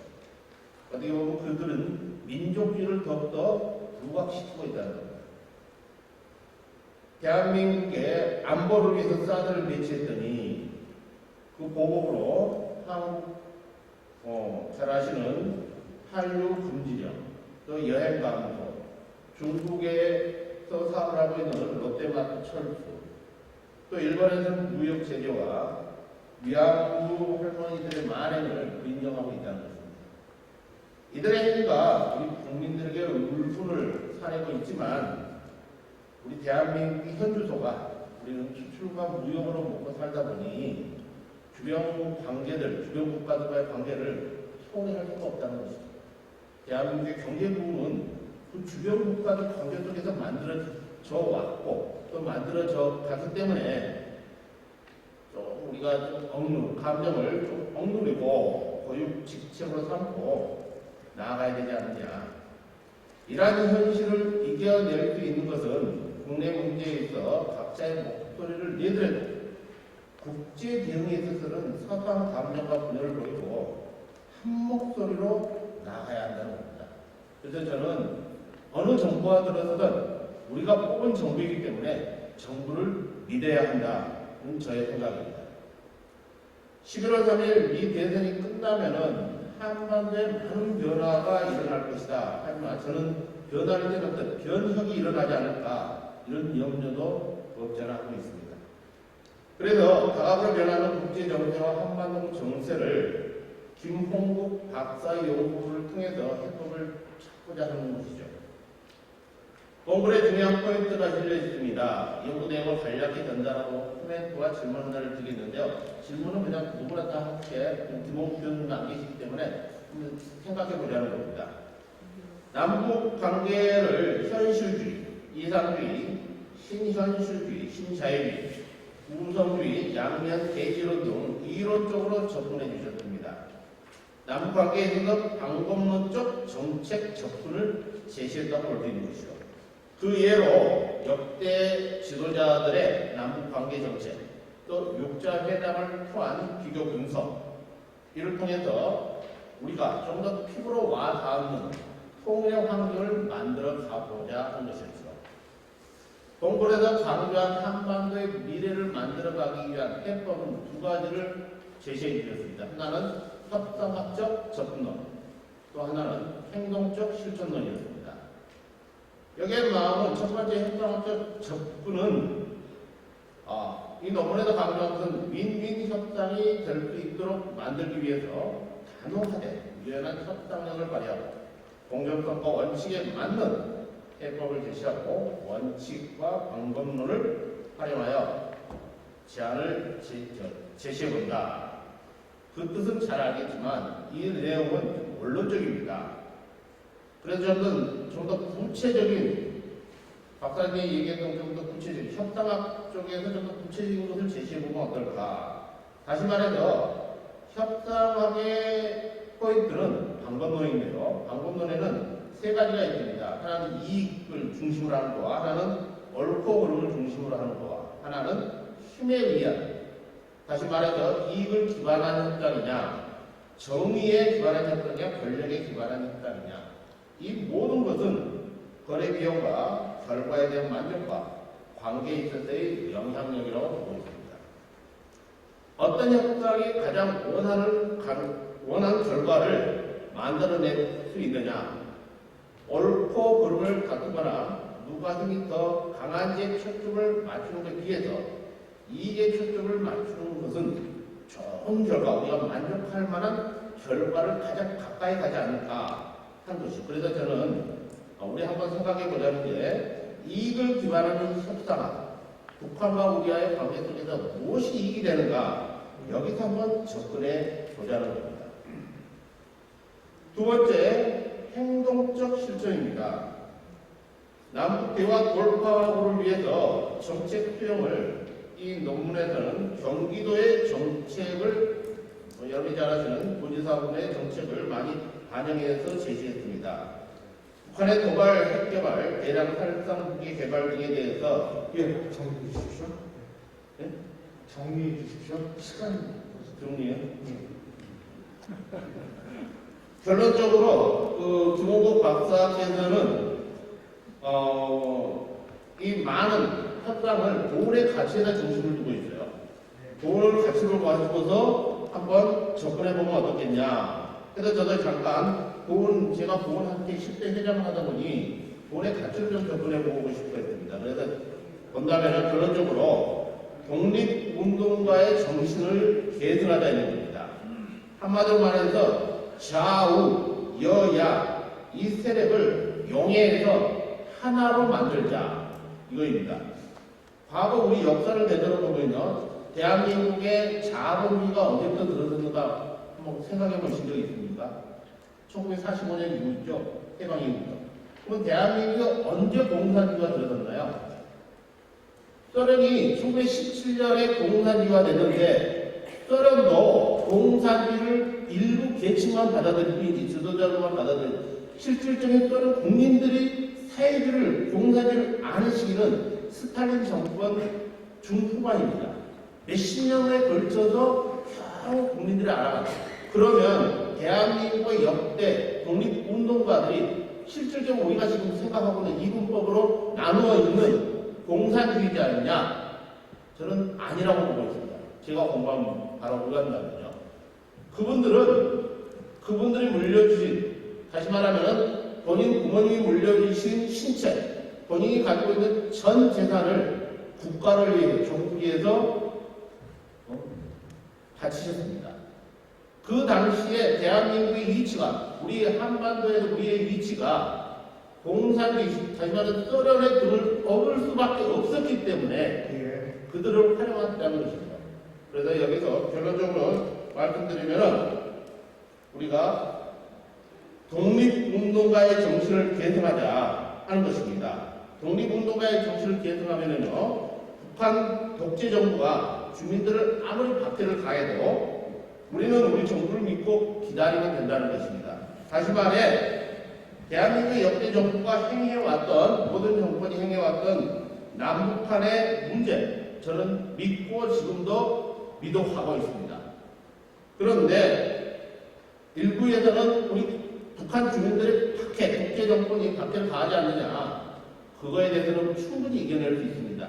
우리 주민들은 이겨낼 수 있는 반면에 북한은 지금 세속화되어 가고 있다는 것이죠. 다시 말하면 그들은 변화를 거부할 수가 없다는 것입니다. 그래서 그 이유에 얼마든지 우리가 원하는 나라 한반도를 만들어갈 수 있을 것이라 저는 믿어 의심치 않습니다. 감사합니다.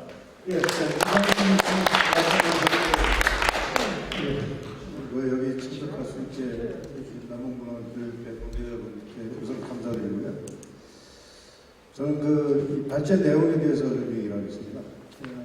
기본적인 걸 바탕으로 해서 또 남북관계 개선의 당위성, 그 다음에 레버리지로 사용해야 되는 이러한 필요성에 대해서 그러면서 이제 경계도 피할까지 아주 잘 이어왔더라고요. 그런데 오늘은 뭐 다른 말씀들을 많이 하셨기 때문에 이 발제 내용에 대한 제 의견을 좀 말씀드릴까 합니다. 우선 그 시민단체 활동에 좀 더 적극적으로 나서야 된다는 겁니다. 두 번째는 메가리는 좋은데 이건 경기북부 지역 내부 인프라부터 구축을 하고 그걸 통해서 확산을 해나가야 된다고 합니다. 우선 시민단체 활동에 대한 지역 필요성을 말씀을 드리면요. 지금 대북제재는 외교안보리하고 미국의 대북제재가 생각보다 강력하기 때문에 그것을 준수할 수밖에 없고요. 또 하나는 북한의 도발에 대해서 우리가 지금까지 취해왔던 어떤 대응 방식이 결국 국제사회에 대한 공조, 그 다음에 미국의 도움, 이것이 주였거든요. 그러면 결국은 거기서 벗어날 수 없다는 소리입니다.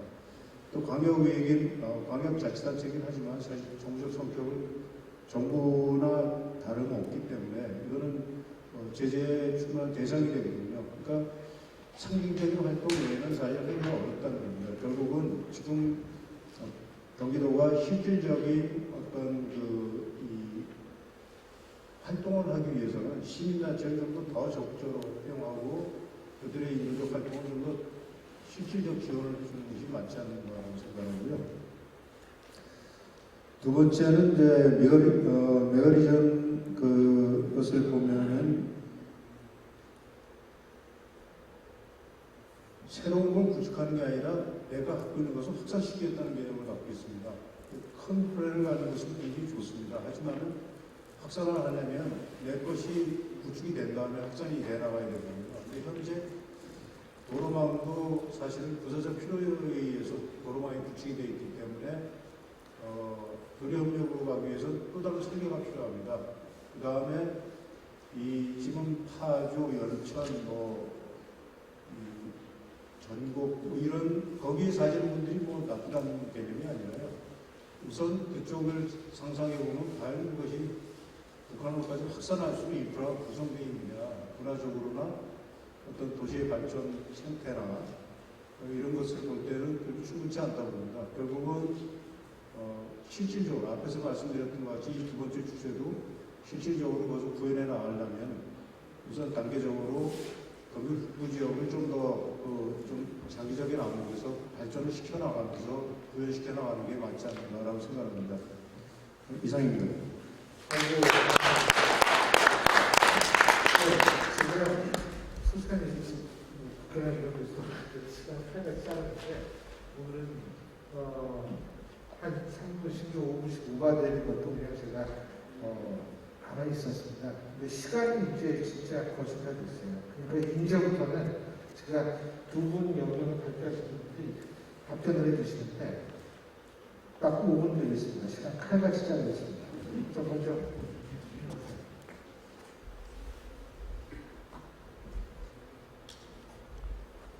저는 특별히 답변 드릴 필요는 없는데 그냥 김재 박사님께서 너무나 맞는 말씀을 해주셔가지고 북핵 문제가 매우 이제 더 심각하게 됐다. 저희가 이제 북한 문제 처음 터지기 전부터 관여를 80년 말부터 왔는데 30년간 지켜온 들어오면서 북한은 끝없이 핵무기를 만들어 왔고 한 번도 중단한 적이 없다는 겁니다. 심지어는 회담을 하고 있으면서도 행동돼서 문제다. 굉장히 의심이 있어요. 그런 것은 국회의원님 좀 말씀하셨지만 6.25 전쟁 때 끝나고 난 뒤에 김일성이가 생각을 해보고 도대체 왜 부산까지 거의 다 먹었는데 왜 이렇게 됐나 하고 이제 판단을 해보니까 서울에서 무단히 3일을 쉰 대통령 계속 공격하라고 했는데 어떤 행격하고 김일성이가 쉬었고 그래서 시간을 놓쳤고 두 번째는 미군이 개입했고 미국이 세 번째는 미국의 공군기가 너무나 강력했다. 그래가지고 그 세 개를 다 준비했는데 첫 번째는 자기 자책이니까 그렇고 두 번째는 미군이 개입하지 못하도록 해야 되겠다. 그러려면 조합미군 철수시켜야 되겠고 한미연합도 깨야 되겠고 또 나아가서 유엔사도 이제 해체해야 되겠다. 이런 것들을 갖고 있는 거죠. 그 강력한 수단이 그 핵무기다. 이렇게 생각이 듭니다. 특히 유엔사 같은 경우는 지금도 한반도에 전쟁이 발생하면은 과거의 천정국들을 그대로 다 부를 수가 있어요. 그래서 유엔사 해체하는 권한은 오로지 미국한테 있습니다. 유엔에서도 인정을 해줬습니다. 모든 자산과 재원을 미국이 됐기 때문에 그렇게 이제 종전 선언을 한다고 해서 유엔사가 바로 해체되지는 않지만 상당히 영향을 줘서 약화시킬 것은 사실이거든요. 그래서 지금 하고 있는 여러 가지 북한의 일들이 결국은 한미 관계를 깨는 것이다. 그래서 지금은 우리 가장 북한 핵에 대비하고 한미 관계를 돈독할 필요가 있다. 더구나 중국과 러시아와 북한이 이제 3자가 다시 옛날식으로 다시 회귀할 가능성이 있기 때문에 지금은 우리가 이제 국방비를 내년에 더 많이 이제 투입을 하긴 하지만 돈이 많아도 제대로 대비하는 정신을 가져야 됩니다. 이상입니다. 예, 고맙습니다.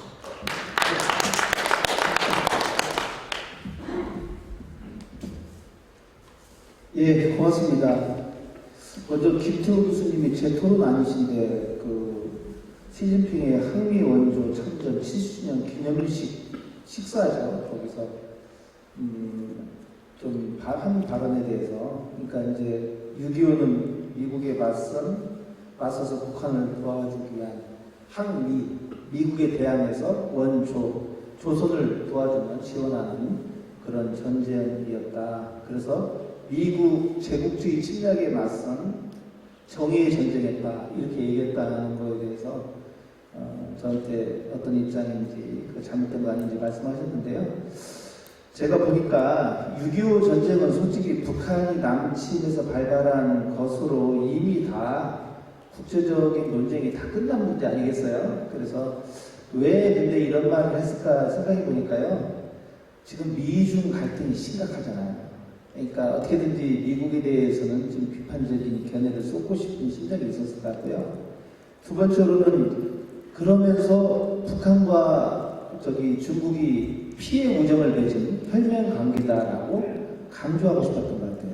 그리고 세 번째로는 노태동이 어쨌든 이 항미 원조라는 명분 아래에 이런 전쟁에 참전을 했는데 압록강으로부터 시작됐잖아요. 근데 그걸 좀 역사적으로 합리화하는 얘기다.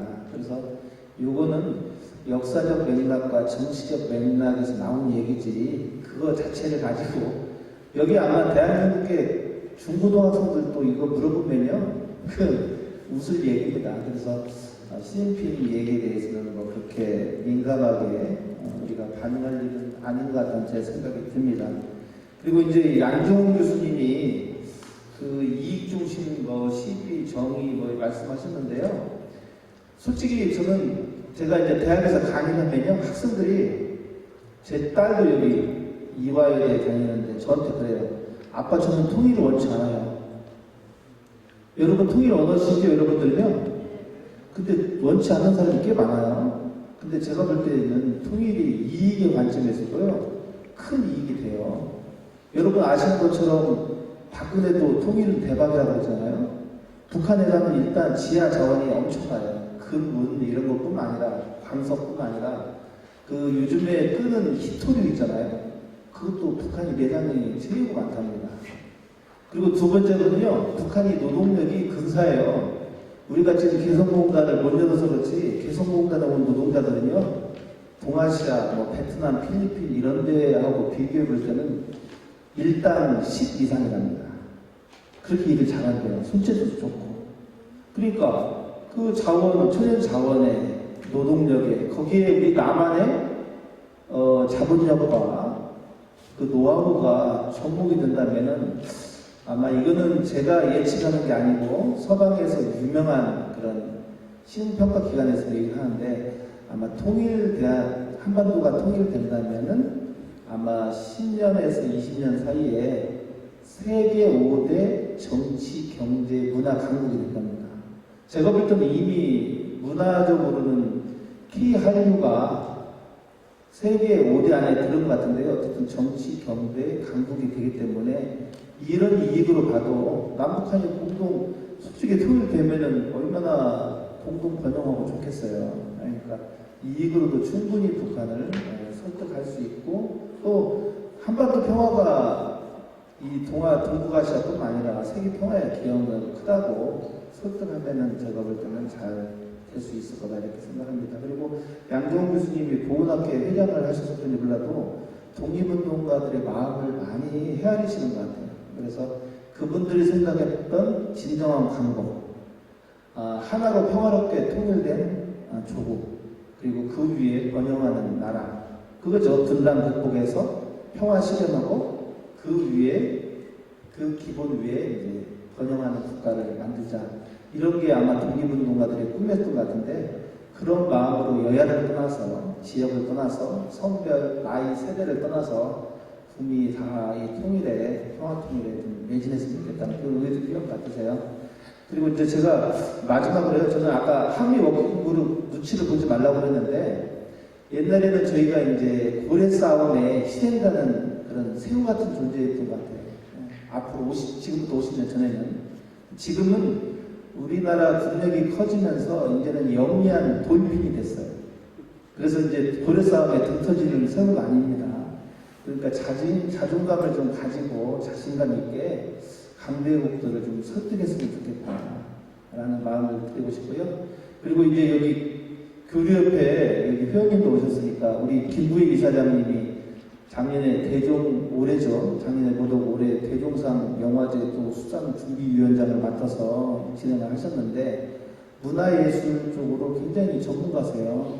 근데 이런 분이 기왕에 맡았으니까 여러분들이 남북 교류에 진짜 선봉이 되셨으면 좋겠어요. 근데 제가 한 가지 드리고 싶은 말씀은요. 저는 제 아내하고도 제가 어제 그런 생각이 든데요. 저 아내하고 결혼하는데 솔직히 말씀드려서 결혼한 이유가요. 얼굴이 좀 예쁩니다. 예. 이게 마지막입니다. 예. 얼굴이 좀 예쁘고 그리고 이제 스펙이 좋습니다. 제 아내가. 그래서 결혼했는데요. 그때는 그런 것 때문에 결혼했는데 요즘에 결혼이 22년 3년차 되니까요. 때문에로는 못 살겠더라고요. 왜냐면 얼굴도 이제 뭐 검도색도 피고 머리에 흰머리도 나니까 이런 것만으로는 사는 게 아니구나. 그럼에도 불구하고의 사랑을 좀 해야겠구나. 그런 마음이 많이 들더라고요. 저는 남북관계도 불구하고의 사랑, 그러니까 선제적인 사랑, 영어로는 preemptive love라고 그런 표현을 쓰는데요. 우리가 어쨌든 북한한테 지금 이상한 뭐 발언도 하고 뭐 무슨 서훈 실장한테 삽살게 얘기하고 그랬다는데 그럼에도 불구하고 우리가 북한은 같이 5천년을 살았던 민족이고 75년 헤어져 있었는데 같은 동포로서 그들을 품고 사랑했으면 좋겠습니다. 그런 마음으로 남북교류의 선봉자 되십시오. 고맙습니다. 예, 시간만 주더라고 혼났습니다. 뭐 저는 오늘 세미나에 대해서 특별히 얘기할 건 없고요. 단지 여기 제가 사실 사전에 읽어보고 왔는데 그런 생각을 했어요. 제가 학교를 독일에서 했거든요. 제가 10년 동안 독일에 있었습니다. 근데 우연하게 통일전 오면 통일로 5년 있었어요. 근데 여기 쓴 거 보니까 서독이 그때 당시 어떻게 승리했다라는 언급이 잠깐 있었는데 지금 이 자리에 안 계신 분이 있어요. 그런데 그런 생각을 해봤어요. 동독은 핵 가지고 세계를 위협할 자가 없거든요. 그런 차이가 있는 상태에서 과거의 동서독에 있어서의 통일 방식이라는 게 우리한테 물론 큰 의미를 줄 수도 있겠지만 상황은 많이 다르다. 모르겠어요. 핵 없는 평화를 핵 없는 평화가 진정한 평화라고 생각하시는지 아니면 핵이 있더라도 뭐 그냥 평화롭게 살면 된다라고 생각하는 그런 평화를 추구하는 것인지는 저는 여러분 각자의 결정이라고 생각을 합니다. 하지만 저의 결정은 뭐냐면 핵 있는 평화는 평화가 아니라는 거거든요. 그렇기 때문에 그런 측면에서 제가 한번 여기 있는 글들을 읽으면서 그런 생각을 해봤습니다. 그런데 어쨌든 오늘 저는 굉장히 귀중한 얘기 그리고 새로운 얘기도 많이 나왔기 때문에 그러한 것들이 여러분들이 앞으로 이제 정세 판단을 하시는 데 상당히 도움이 될 거라는 생각을 합니다. 국민이 깨어 있어야 정치인들이 겁먹습니다. 오늘 이 자리가 여러분들이 바로 그러한 정확한 판단을 할 수 있고 현 정권이든 앞으로 나올 정권이든 정권에 대해서 분명하고 확실하게 저항을 하고 얘기를 할 수 있는 하나의 중요한 자료, 그 자료를 축적할 수 있었던 시간이 되셨기를 바라겠습니다. 시간이 거진 딱 맞았습니다. 시간 맞추는 거는 제가 원래 잘합니다. 그래서 거의 시간이 다 됐고요. 오늘 장시간 동안 여러분이 이렇게 앉으셔서 경청해 주셔서 정말 고맙습니다. 그러면 오늘 세미나 여기서 마치겠습니다.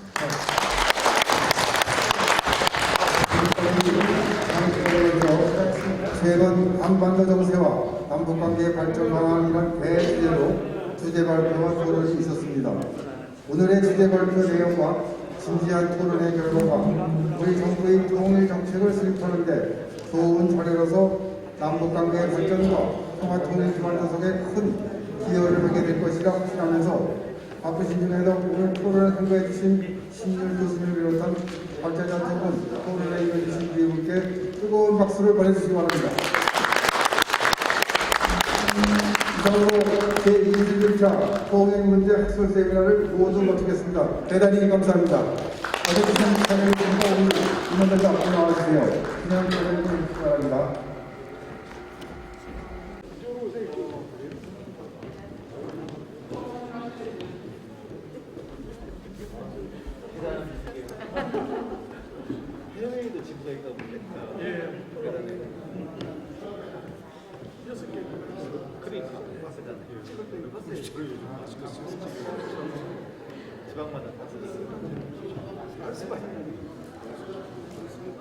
자, 찍습니다. 하나, 둘, 셋. 한 번 더요. 하나, 둘, 셋. 예, 마스크 꼭 한번 쓰고. 쓰고 찍었으니까.